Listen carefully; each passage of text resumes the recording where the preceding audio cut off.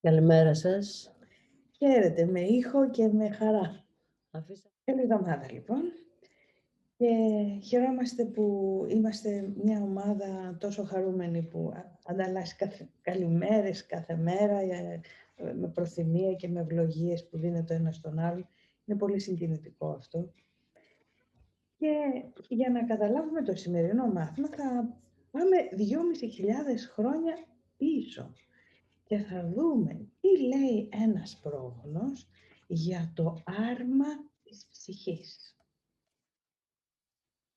Η ψυχή, λέει ο Πλάτωνας, μοιάζει με έναν ημίοχο που επιβαίνει σε ένα άρμα με δύο άλογα. Ένα λευκό άλογο και ένα μαύρο. Το λευκό άλογο είναι πνευματικό, είναι συνετό και ατενίζει το υπερουράνιο κάλος. Το μαύρο άλογο είναι κουπό, αλαζονικό, ρέπει στην ύβρη. Και αυτό που προσπαθεί να τα διαφεντέψει είναι ο ημίοχος. Στη γλώσσα των θαυμάτων αυτό ερμηνεύεται ως εξής. Το λευκό άλογο είναι ο ορθός νους, η αλήθεια και το πνεύμα μέσα μας. Το μαύρο άλογο, το κουπό, το ψευδαισθητικό, είναι ο λάθος νους όπου κυριαρχεί το εγώ. Ο ενίοχος είναι ο επιλογέας. Αυτή η ικανότητα μέσα μας για να μπορεί να επιλέξει ανάμεσα στον ορθό και στον λάθος νου. Αυτά λοιπόν τα τρία μέρη της ψυχής κατά Πλάτωνα που τα περιγράφει στον Φέδρο, δείτε πόσο πολύ αντιστοιχίζονται με τα τρία μέρη του νου κατά τα μαθήματα θαυμάτων. Γιατί ό,τι λέει την αλήθεια θα έχει ταυτοσημεία. Θα συναντάει πάντα κάτι άλλο που επίσης λέει την αλήθεια. Καλώς ήρθατε λοιπόν στο μάθημα 96 που τώρα θα είναι λίγο πιο κατανοητό. Η σωτηρία προέρχεται από τον αδιέρετο εαυτό μου. Αν και είσαι ένας αδιέρετος εαυτός, βιώνεις τον εαυτόν σου σαν να είναι δύο εαυτοί, και καλό και κακό, και γεμάτο αγάπη και γεμάτη μίσος, και σαν νου και σαν σώμα. Αυτή η αίσθηση διαχωρισμού σε αντίθετα μέρη προκαλεί αισθήματα έντονων και ασταμάτητων ψυχολογικών συγκρούσεων και οδηγεί σε απεγνωσμένες απόπειρες να συμφιλιώσεις τις αντίθετες πλευρές αυτής της αντίληψης που έχεις για τον εαυτόν σου. Έχεις αναζητήσει πολλές τέτοιες λύσεις, αλλά καμιά από αυτές δεν έχει φέρει το επιθυμητό αποτέλεσμα. Οι δύο αντίθετες πλευρές που βλέπεις στον εαυτόν σου ποτέ δεν θα είναι συμβιβάσιμες. Μόνο η μία υπάρχει, σαν τα δύο άλογα. Ακριβώς. Το γεγονός ότι η αλήθεια και οι ψευδαισθήσεις δεν μπορούν να συμφιλιωθούν ανεξάρτητα από τον τρόπο με τον οποίο προσπαθείς να το κάνεις αυτό, τα μέσα που χρησιμοποιείς και το μέρος στο οποίο βλέπεις το πρόβλημα, πρέπει να γίνει αποδεκτό αν θα ήθελες να σωθείς. Μέχρι να το αποδεχτείς αυτό, δηλαδή ότι η αλήθεια και οι ψευδαισθήσεις δεν συμφιλιώνονται, θα επιχειρείς μια ατέλειωτη σειρά στόχων που δεν μπορείς να πετύχεις, μια ανόητη σειρά από δαπάνες χρόνου και προσπάθειας, από ελπίδες και αμφιβολίες, κάθε μια τόσο μάταιη όσο και η προηγούμενη και σίγουρα τόσο αποτυχημένη όσο και η επόμενη. Να δούμε λίγο ξανά αυτή την εικόνα εδώ.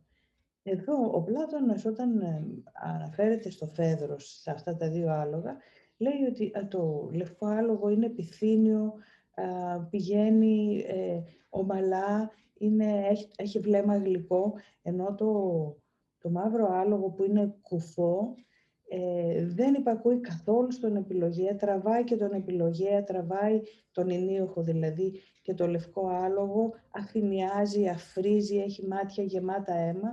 Είναι δηλαδή μια κατάσταση που προσπαθεί να παρασύρει και τον ενίοχο και το λευκό ύπο. Το πρόβλημα δύο εαυτών που βρίσκονται στη σύγκρουση δεν μπορεί να λυθεί. Και το καλό και το κακό δεν έχουν σημείο συνάντησης. Ο εαυτός που έφτιαξες δεν μπορεί ποτέ να είναι ο εαυτός σου. Ούτε και ο εαυτός σου μπορεί να χωριστεί στα δύο και να παραμείνει αυτός που είναι και που πρέπει να είναι για πάντα. Ο νους και το σώμα δεν μπορούν να συνυπάρχουν. Μην κάνεις καμιά απόπειρα να συμφιλιώσεις αυτά τα δύο. Γιατί το ένα αρνείται ότι το άλλο είναι πραγματικό. Αν είσαι ένα σώμα, ο νους σου φεύγει από την αντίληψη που έχεις για τον εαυτό σου, επειδή δεν υπάρχει πια χώρος για να είναι μέρος του εαυτού σου. Αν είσαι πνεύμα, τότε το σώμα δεν πρέπει να έχει νόημα στην δική σου πραγματικότητα. Βεβαίως εδώ τώρα θα εγερθεί ίσως μέσα στο νου σας ένα ερώτημα. Αν δεν έχει εγερθεί ήδη. Το ερώτημα, για να το δούμε εικονογραφημένο. Θα πείτε ίσως, μα και σκέφτομαι και νιώθω το σώμα μου. Γιατί δεν είναι και τα δύο εξίσου αληθινά? Αναρωτιέται ο σκεπτόμενος. Αυτό είναι το περίφημο έργο του Ροντέν. Αλλά ο Πλάτων απαντά. Κοιμούμαστε τούτη τη στιγμή και όλα όσα συλλογιζόμαστε τα βλέπουμε όνειρο, ή σηκωμένοι και ξυπνητοί κουβεντιάζουμε ο ένας με τον άλλον? Ποια είναι η αλήθεια? Για να δούμε και τη συνέχεια την επόμενη καρτέλα. Μια ερώτηση για να σκεφτείς τώρα. Μπορώ να δω χωρίς μάτια? Να ακούσω χωρίς αυτιά? Να φάω χωρίς στόμα? Μπορώ να αγκαλιάσω, να κάνω έρωτα ή να νιώσω σωματικό πόνο χωρίς σώμα? Συλλογιστείτε γι' αυτό για λίγο.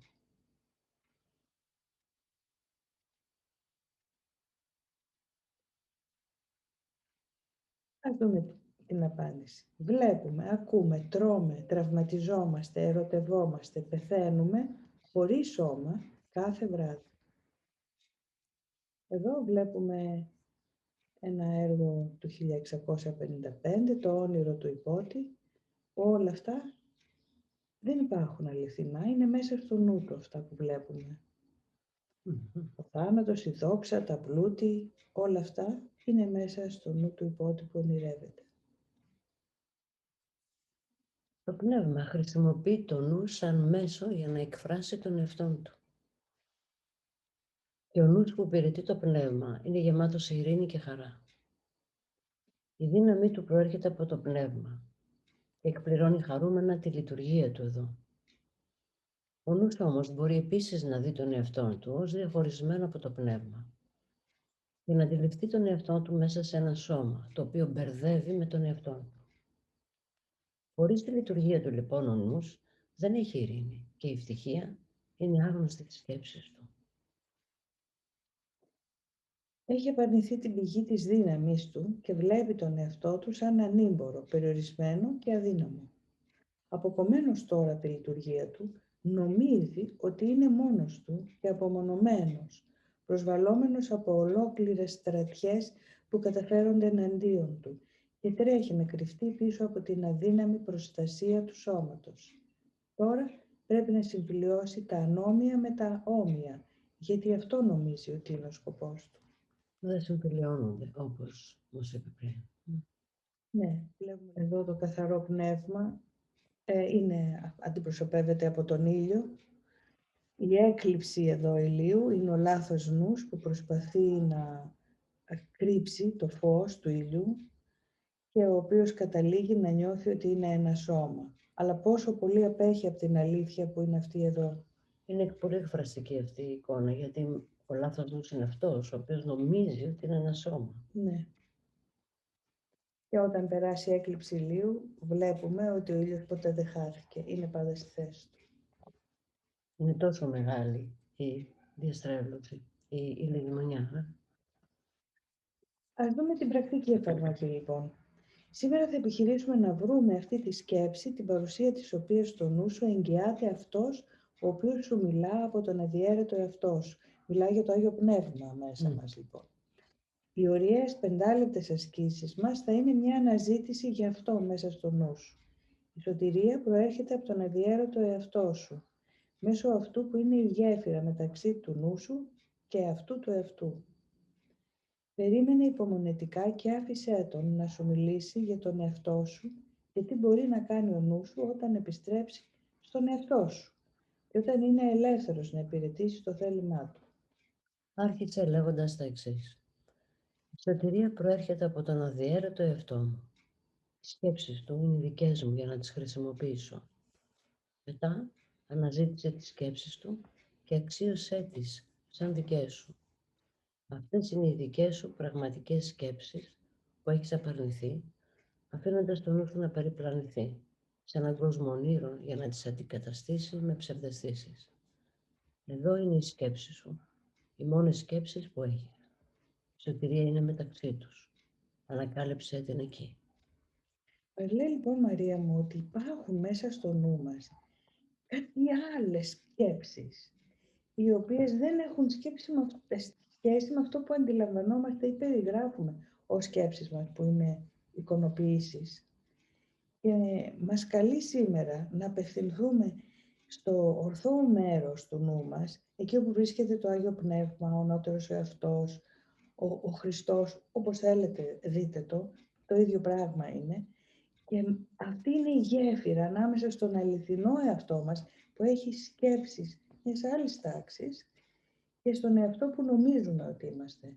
Μας καλεί σήμερα λοιπόν να συνδεθούμε με αυτόν τον αληθινό εαυτό μας. Ναι, για να φύγουμε από τις συγκρούσεις.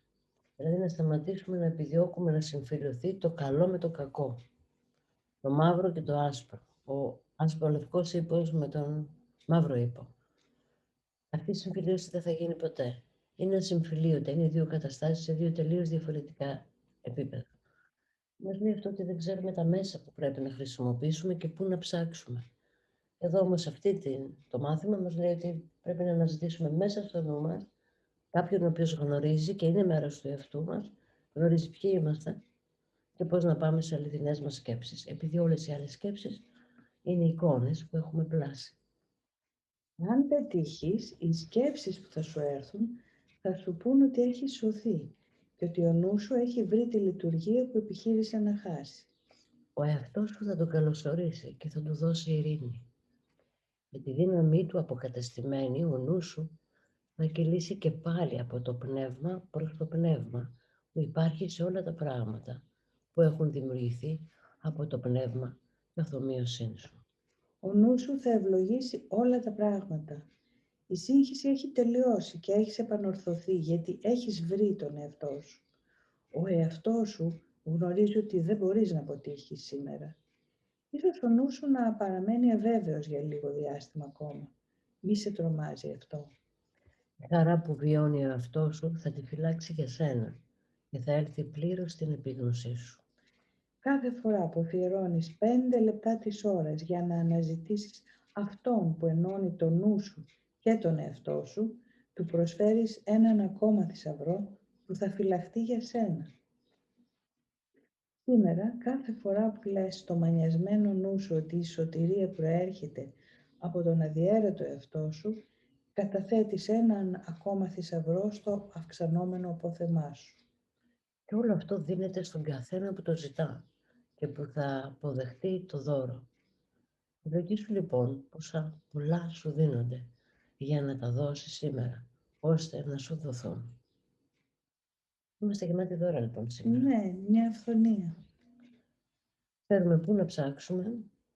Ξέρουμε ότι όταν έχουμε σύγκρουση μέσα μας δεν μπορούμε να τα συμφιλειωθούν αυτά τα δυο, τα όποια είναι. Χρειάζεται λοιπόν να επιλέξω ή το ένα ή το άλλο. Και αν είμαι συνειδητή στην επιλογή μου, ακόμα και αν κάνω λάθος επιλογή και από τα αποτελέσματα θα καταλάβω ότι δεν είχα ειρήνη, δεν πειράζει. Την επόμενη στιγμή μπορώ να επιλέξω ξανά διαφορετικά, αναζητώντας αυτόν μέσα μου που ξέρει. Αυτόν που ονομάζουμε οδηγό, αυτό που ονομάζεται Άγιο Πνεύμα, ή αληθινός εαυτός μέσα μου, ή μνημή της αγάπης μέσα μου. Όπως μας έλεγε και στο χθεσινό μάθημα, αν το ξεχάσουμε δεν πειράζει. Η απαλότητα του Αγίου Πνεύματος μας λέει, αν το τώρα που το ξαναθυμήθηκες, πες μέσα ξανά στον εαυτό σου. Η σωτηρία προέρχεται από τον αδιέρετο εαυτό. Αυτό, ναι. Βλέπετε ότι η σωτηρία προέρχεται από τον αδιέρετο εαυτό, ενώ εμείς αναζητάμε λύσεις. Τυχαίες, κομματιαστές, γι' αυτό και δεν κρατάνε. Υποσπασματικές, γι' αυτό και δεν κρατάνε. Υπάρχει μια ερώτηση που έχει γίνει, Ιουλία μου, από την Κατερίνα, η οποία αναφέρεται σε σχέση σε ένα μάθημα που αναφερθήκαμε, στο μάθημα 16, ερώτηση με τις θετικές σκέψεις και αν κατάλαβα λέει καλά, είπατε ότι δεν είναι ωφέλιμο να προσπαθούμε να κάνουμε θετικές σκέψεις, αλλά να αναζητάμε την αλήθεια, δηλαδή τις αληθινές μας σκέψεις. Στο μάθημα 16 αναφέρεστε στο γεγονός ότι δεν υπάρχουν ουδέτερες σκέψεις και οι σκέψεις μας είναι είτε θετικές είτε αρνητικές. Δεν έρχεται αυτό σε αντίθεση με αυτό που είπατε? Πώς να διαχειριστώ τις αρνητικές σκέψεις γύρω από τις οποίες γυρνάει συνεχώς ο νους μου? Μπορείτε να το διευκρινίσετε? Ναι.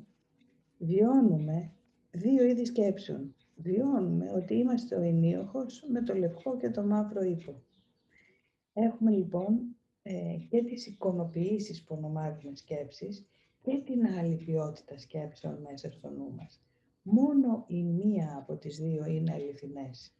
Η άλλη κατηγορία σκέψεων δεν παράγει αληθινά αποτελέσματα, παράγει μόνο ψευδαισθήσεις, τις οποίες βιώνουμε ως αλήθειες, αλλά δεν είναι. Άρα, το να αναζητώ θετικές σκέψεις σε αντιδιαστολή με τις αρνητικές, βρίσκομαι πάλι στην ίδια πλευρά του μαύρου ύπου, γιατί το εγώ θα μας προτείνει και μερικά πράγματα που μας λένε κάνε αυτό, θα σου δώσει χαρά. Και μας δίνει μια πρόσκαιρη χαρά, η οποία έχει μέσα τη στοιχεία φθοράς και θανάτου, γιατί δεν είναι σταθερή, γιατί ενέχει και ενοχές πολλές φορές. Για να χαρώ εγώ, κάποιος άλλος κάτι χάνει. Αυτού του τύπου λοιπόν οι διπολικές σκέψεις, που είναι θετικές αλλά κάπου μέσα τους εμπεριέχουν και το αρνητικό, μπορούμε να το δούμε και στη δικαιοσύνη αυτού του κόσμου. Όταν πάμε στο δικαστήριο, ο ένας από τους δύο δικαιώνεται, αλλά ο άλλος αισθάνεται αδικημένος που έχει πάει, γιατί θεωρούσε ότι η δική του αλήθεια ήταν αυτή που θα έπρεπε να δικαιωθεί. Έτσι λοιπόν έχουμε πάντα ένα δειστικό μοντέλο σκέψης στο νου μας. Τα μαθήματα θαυμάτων, όπως το σημερινό, μας καλούν να πάμε σε μια τελείως άλλη κατηγορία, που είναι πέρα από την αντίληψη καλού και κακού, όπως την έχουμε καταγράψει στο νου μας. Είναι μια τελείως άλλη πραγματικότητα, που ίσως τώρα σας φαίνεται λίγο ασύλληπτη, γιατί έτσι έχουμε μάθει να λειτουργούμε. Αλλά διαισθητικά ίσως νιώθετε ότι υπάρχει κάτι πέρα από την αντίληψη του καλού και του κακού, που είναι από μόνο του απόλυτα αγαθό, χωρίς αντίθεση. Άρα λοιπόν, Ιουλία μου, μας λες ότι αν επιλέξω θετική σκέψη ή αρνητική σκέψη, όποια και από τις δύο να επιλέξω, θα βρίσκομαι μέσα σε σύγκρουση. Ναι. Δεν θα μπορέσω να βγω από αυτό το αδιέξοδο και θα τελειώσει και γρήγορα, γιατί ούτε το ένα κρατάει, ούτε το άλλο κρατάει. Άρα είναι προτιμότερο να πάω πέρα από αυτό το δυστικό μοντέλο θετικές σκέψεις ή αρνητικές σκέψεις και να πάω στην αλήθεια. Αυτό είναι που είχες πει και στο μάθημα αυτό. Είναι Ναι. αυτό προτιμότερο. Ναι. Γιατί ούτε τώρα είναι αληθινό, ούτε το άλλο. Ούτε η θετική σκέψη είναι αληθινή, όχι, ούτε η αρνητική. Υπάρχει όμως μια κατηγορία σκέψεων άλλου τύπου, που με τα μάτια της αντίληψης που έχουμε θα λέγαμε ότι είναι θετικές, αλλά δεν έχουν αντίθετο. Μπορείτε να φανταστείτε θετικό που δεν έχει αντίθετο? Αυτό για να το συλλάβετε, μπορείτε να κάνετε την άσκηση όπως είναι η σημερινή, που λέει σωτηρία προέρχεται από τον ένα αδιέρετο εαυτό μου, γιατί στο αδιέρετο δεν υπάρχει αντίθετο. Είναι μια υπερβατική εμπειρία που βιώνεται, δεν εξηγείται. Ναι. Βιώνεται και μαθαίνεται μέσα από αυτό. Μπορούμε σιγά σιγά να αποκτήσουμε μια εμπειρία με τον αδιέρετο εαυτό. Στιγμές φωτεινές που καθώς συσσωρεύονται κάποια στιγμή θα κάνουν αυτή τη μετακόμιση από τον λάθος νου στον ορθό νου. Θα το θέλουμε όλο και περισσότερο. Αφιερώστε λοιπόν τα 5 λεπτά κάθε ώρα θυμηθείτε να πείτε μέσα στο νου σας η σωτηρία προέρχεται τον ένα αδιέρετο εαυτό μου και δώστε λίγο χρόνο να βιώσετε τι σημαίνει αυτό. Εμπιστευτείτε το πνεύμα μέσα σας, θα σας οδηγήσει. Καλημέρα σε όλους, καλή εξάσκηση, με χαρά και ειρήνη. Χαίρετε.